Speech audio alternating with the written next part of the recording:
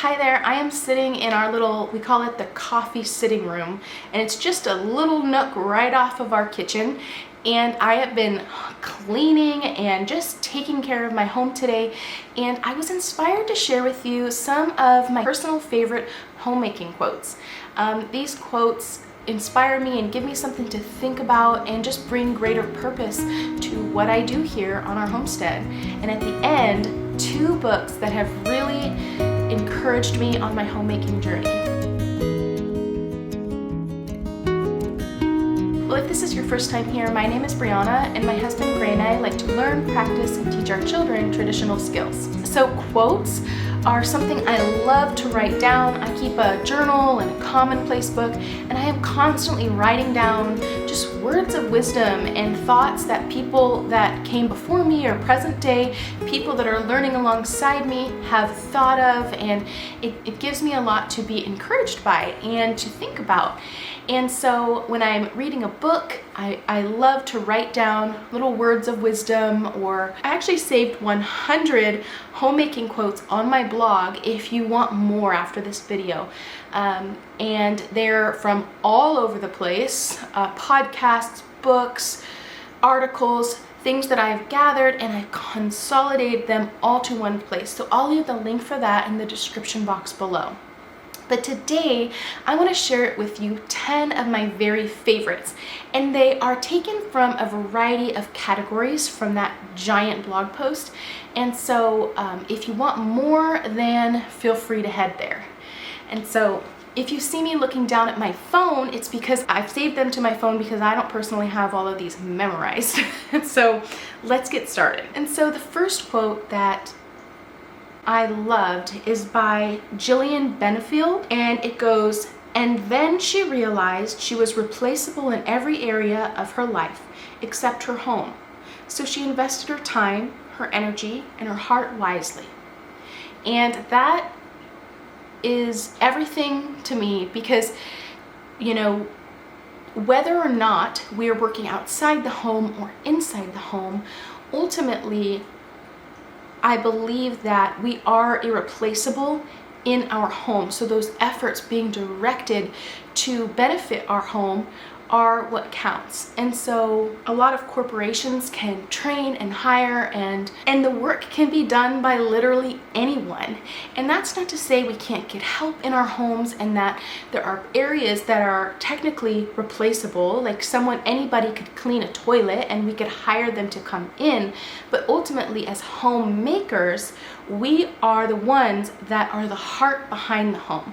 We give careful thought to the environment and the air of our home. And so to realize that is very powerful, in my opinion. The next quote is by Lydia Sherman, and it goes, "No matter what's happening in the world, have your tea, make your list, plan your food preparation, read to your children, wash the clothes, do something creative for everyone, and be a light for your home." And I like that because there's something that's very comforting about the home. No matter what's going on in the crazy world outside, there are rhythms and routines that we have a responsibility to keep in the home, and that don't stop regardless of big world events or community events. It's a place of peace and solace, and we just have to get it done. In fact, those routines can bring us comfort and our family a lot of comfort in tumultuous times. The next quote is not related to homemaking directly. This could be applied to many areas of life and everything that we do. However, it's one that I think of often in my homemaking because it's very easy to get discouraged or to not treat the people in our homes that we're serving well when we feel tired or underappreciated. And that quote's by Maya Angelou, and it goes, "People will forget what you said, forget what you did, but people will never forget how you made them feel." And so this to me is very powerful when it applies to homemaking, because we can be spinning our wheels doing the dishes, doing the laundry, but if we're doing it in a way that doing it in the way of a martyr, where our family feels very uncomfortable, or that they have to walk on eggshells, or we're emotional ups and downs, and we make them feel bad for the work that we're doing, that's going to speak louder than the work itself. You might as well not do it if you're going to do it without joy and to create that feeling of peace and love and comfort in our homes. Which leads me to the next quote, and that is by Laura Ingalls Wilder. And it goes, "What must be done is best done cheerfully." And it's a very simple quote, but it goes along well with the last one. We have to take care of the dishes. We have to change the diapers and do very mundane and repetitive tasks, often in homemaking. And so why would we want to not do it cheerfully? There's a place for feeling if something is wrong, but we need to address that and then move on, because this is our job as homemakers anyways. And so if it has to be done anyways for the benefit of yourself and the other people living in your home, do it cheerfully as possible. The next quote is by Arthur Pink, and it says, "The mother who is faithful in the home honors God just as truly and fully as the most self-sacrificing missionary." And this you've heard before, or I've heard it said, that the home is the mission field for the homemaker. And it truly is. What we do shapes heart and minds of the other people living in our home. And so we should do everything as it is our mission field. We should do it unto the Lord. The next one is by Tasha Tudor, and she says, "I enjoy doing housework, ironing, washing, cooking, dishwashing. Whenever I get one of these questionnaires and they ask, 'What is your profession?' I always put down housewife. It's an admirable profession. Why apologize for it? You aren't stupid because you're a housewife.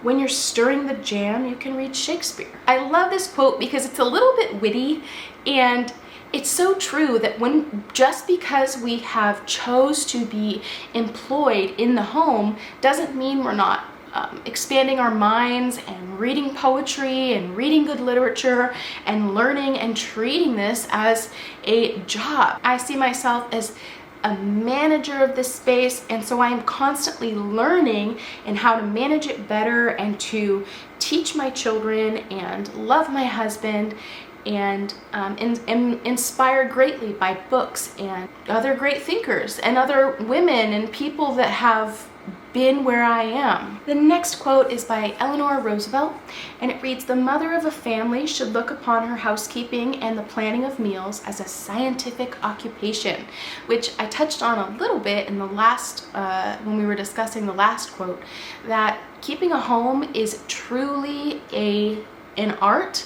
There's a science to it. It's not something that's just known. It's a learned skill. It's something I hope to pass and teach my children, because there's a learning curve to it. And when I first got married, I had a lot to learn, which is why I even started the blog to begin with. I thought, I'm going to document me learning to be a wife and learning to be an adult, essentially.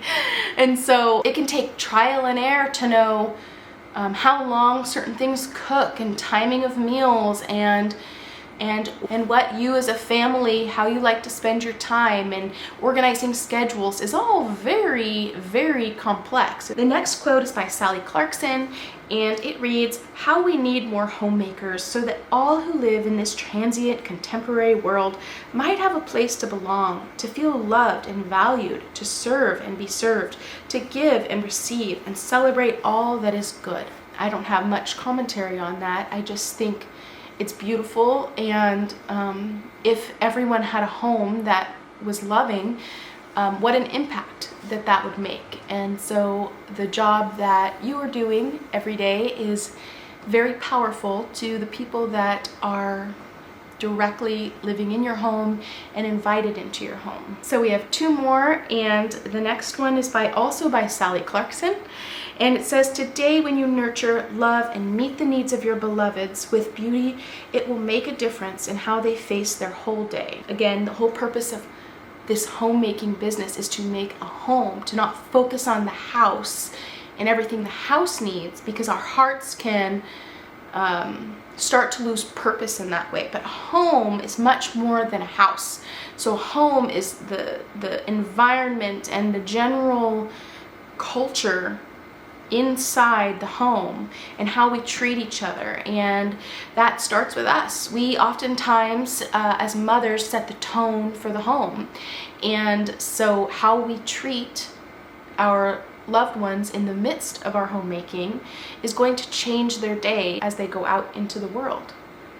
And the last quote is by Louisa May Alcott, and it says, "Have regular hours for work and play. Make each day both useful and pleasant, and prove that you understand the worth of time by employing it well." I had, a few years ago, I faced some serious burnout because I wasn't taking breaks, or I didn't really understand, or I wasn't purposeful about rest.